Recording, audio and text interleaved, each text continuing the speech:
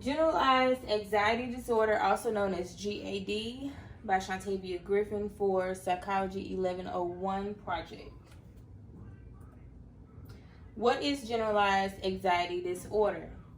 It is a type of psychopathology that is described as a mental disorder where there is excessive worrying about a variety of things. The worrying occurs daily and can last from a time frame of up to 6 months and also has an effect on a person's quality of life.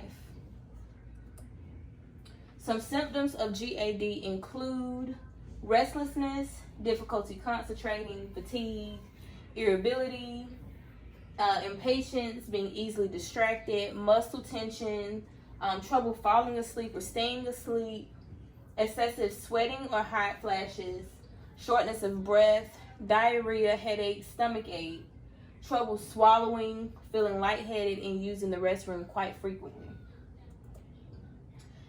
This is also some symptoms of GAD. It's just on a color wheel, and it pretty much lists the same symptoms that's on the previous slide, with the inclusion of restlessness or the feeling of being on edge, an unrealistic view of problems, also excessive ongoing worry and tension, and like the previous slide stated, trembling, tiredness, difficulty concentrating, as well as headaches.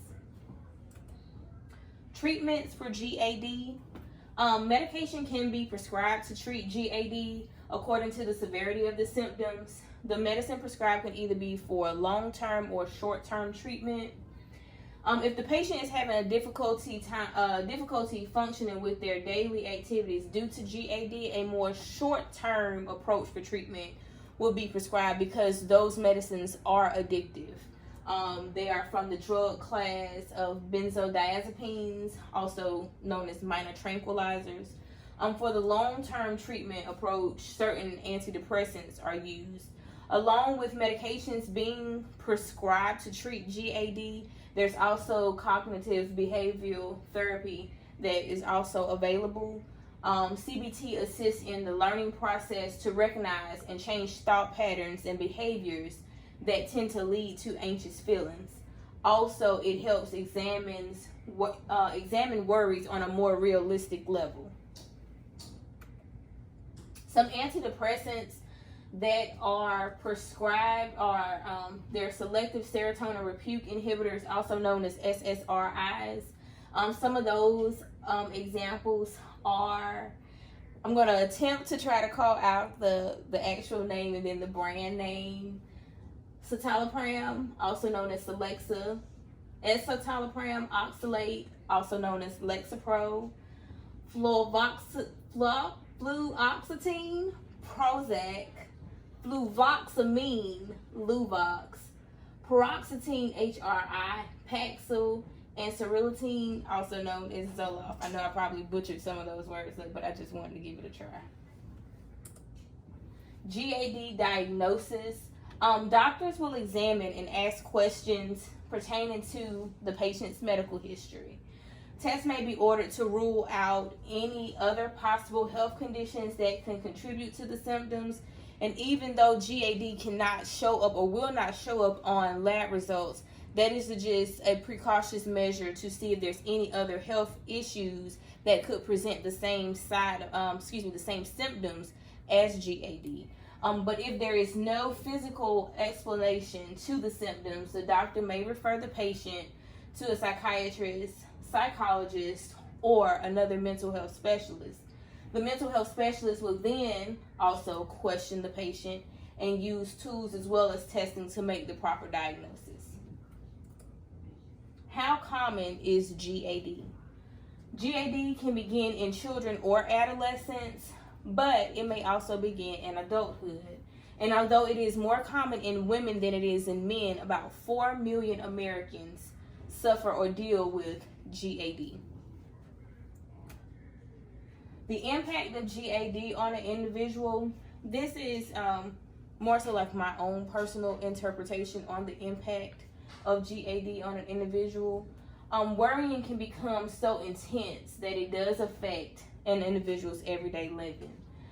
The worrying can provoke fear, which can be unstable to the point where the individual lives on edge and can question situations and definitely can depict the scenario in seconds of all of the worst case scenarios, and would much rather live a safe life and stick to some sort of routine.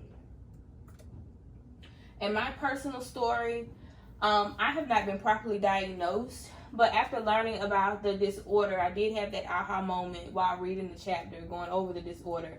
And it did start to make sense to me with the way that I think about my children constantly, and how I have to organize and plan out things for them to prevent the fear of the unknown from happening. I tend to get a sickening feeling in the pit of my stomach just to talk about them growing up and being on their own. It's just to the point where it's just I'd rather not talk about it. I do not trust them with anyone, barely family, especially not being around water or riding in the cars with people. I tend to, can't go on vacation with my husband for more than 2 days without being ready to come back to be around my kids, or not having to go away and not calling them constantly. Public places are a major trigger for me. Skating rinks, parks, grocery stores, public places just sends my nerves into overdrive. And I'm constantly keeping an eye on everyone, making sure that everyone is accounted for, making sure that I can physically see everybody, because I do have 9. So it's very, very, very nerve-wracking to be in a public place with everybody. And initially I just thought that all of that was contributed to good mothering. But I do find myself asking other mothers, how do you do it? How do you be okay with letting them grow up, driving, going to work, hanging out with friends, going to school? Like, how do you do it? How do you let go? And my fear is with the worrying that I have for them, or the anxiety that I have about them. It will limit them in their freedoms because of my worrying.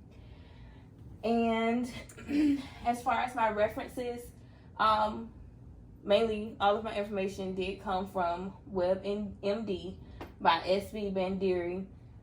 This is a revised version from February 18th of 2020. Thank you.